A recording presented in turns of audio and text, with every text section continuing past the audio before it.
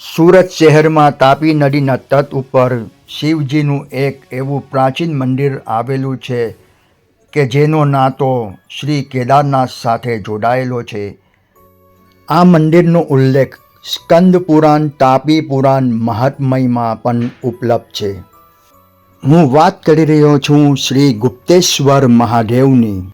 જ્યારે શિવયોગ આવતો હોય ત્યારે જે પુરુષ અહીં આવીને દર્શન કરે છે શ્રી ગુપ્તેશ્વર મહાદેવના, તે 10 વખત કેદારનાથ જાય તેટલું પુણ્ય ફળ મળે છે.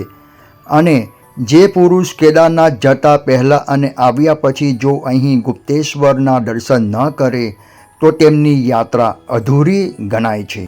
હું છું સંદીપ પંડિત, સુરત શહેરથી. જ્યારે શંકર ભગવાનને બ્રહ્મ હત્યાનો પાપ લાગ્યો ત્યારે શંકર ભગવાન ગંગા નદીના તટ ઉપર જાય છે. તે સમય દરમિયાન ગંગા માતા ત્યાં ન હતા, એટલે શંકર ભગવાન પોતાની અંતદ્રષ્ટિથી જોઈ ત્યારે શંકર ભગવાન ગંગા માતાની પાછળ ચૂપકે અહીં આ તાપી ક્ષેત્રમાં આવી પહોંચ્યા. તે સમય દરમિયાન ગંગા માતા આ તાપી નદીમાં સ્નાન કરી બહાર નીકળ્યા. એટલે શંકર ભગવાન પૂછે છે કે હે ગંગાજી, તમે આટલી મોટી નદી થઈ અહીં આ તાપીમાં સ્નાન કરો છો. ત્યારે ગંગા માતા કહે છે કે હે પ્રભુ, આ પૃથ્વી લોકમાં જે દુષ્ટ પાપીઓ છે, સ્ત્રી હત્યા કરનારા, બાળ હત્યા કરનારા, લોભીઓ અને બીજાનું ધન હડપ કરનારા, આવા દુષ્ટ પાપી મનુષ્યો મારી નદીમાં આવી સ્નાન કરે છે.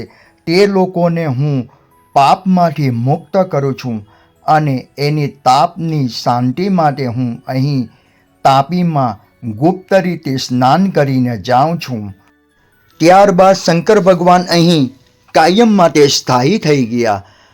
શંકર ભગવાન વરદાન આપે છે કે જે કોઈ પણ પુરુષ શિવયોગમાં અહીં આવીને શ્રી ગુપ્તેશ્વરના દર્શન કરશે, તાપીમાં સ્નાન કરીને, તે પુરુષ 10 વખત કેદારનાથ જાય તેટલું પુણ્ય ફળ મળશે.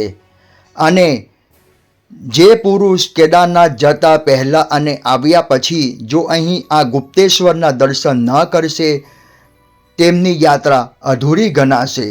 શંકર ભગવાન અહીં ગુપ્ત રીતે આવ્યા હતા, તેથી આ ક્ષેત્રનું નામ ગુપ્તેશ્વર તરીકે પ્રસિદ્ધ થયું.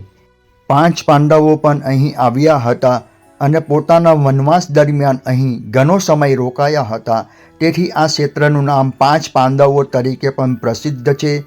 આ મંદિર આવેલું છે અશ્વની કુમાર સ્મશાન ગૃહની પાછળ, સુરત શહેરમાં 5 પાંડવોનો ઓવારો. ઓમ ત્યંબકમ યજામહે સુગંધિમ પુષ્ટિવર્ધનમ ઉર્વારુકમિવ બંધના મૃત્યોર્મુક્ષ્યમામૃતા.